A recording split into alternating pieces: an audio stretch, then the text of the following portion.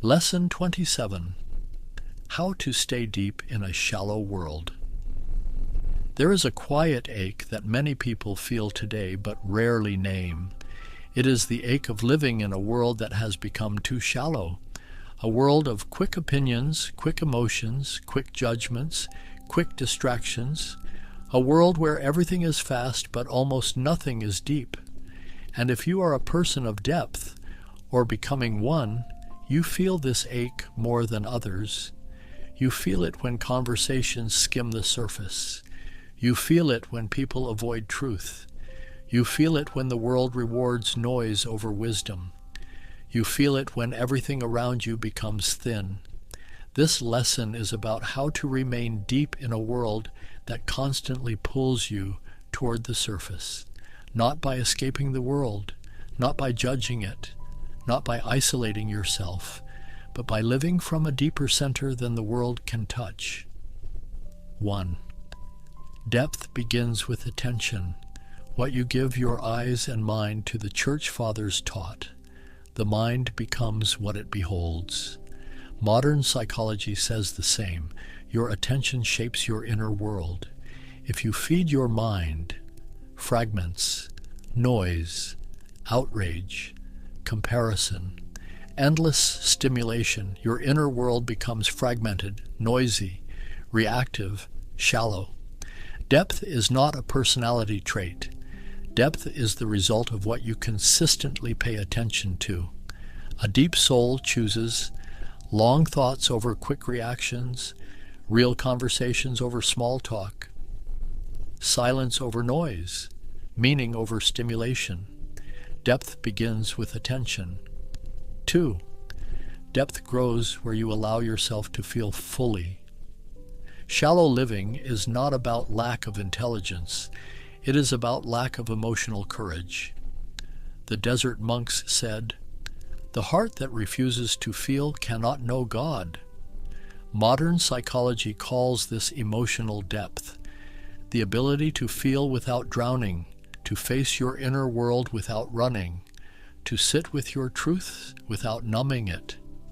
A deep person allows themselves to feel grief without collapsing, joy without fear, longing without shame, love without armor, pain without denial. Depth grows where you stop numbing your soul. 3. Depth requires slowness, not in life, but in perception. The world moves fast, but depth moves slowly, not because it is weak, but because it sees more.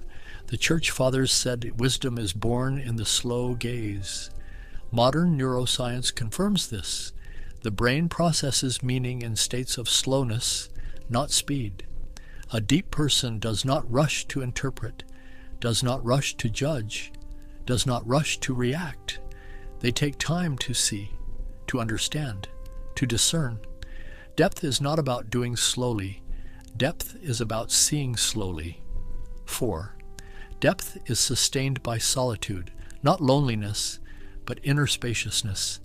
Solitude is not the absence of people. Solitude is the presence of yourself. The desert monks believed solitude was the furnace where the soul becomes whole. Modern psychology calls this self-connection, the ability to be with yourself without distraction, without fear, without emptiness. A deep person cultivates solitude, a quiet walk, a moment of stillness, a pause before speaking, a breath before reacting, a space where the soul can breathe. Depth requires room. 5. Depth is protected by boundaries, not walls, but clarity. Shallow people drain depth. Not intentionally, they simply cannot hold what they do not understand. The Church Fathers said, "Guard the treasure of your heart." Modern psychology calls this relational boundaries, the ability to choose who has access to your inner world. A deep person is generous but not exposed. They share themselves with those who can hold depth, not with those who fear it. Depth is not elitism. Depth is stewardship. 6. Depth is strengthened by truth, especially uncomfortable truth. Shallow living avoids truth. Deep living seeks it. The desert monks taught, truth is the food of the soul. Modern psychology calls this radical honesty, the willingness to see yourself clearly without shame, without denial, without distortion. A deep person asks, what is really happening inside me? What am I avoiding? What am I pretending not to know? What truth is asking to be faced?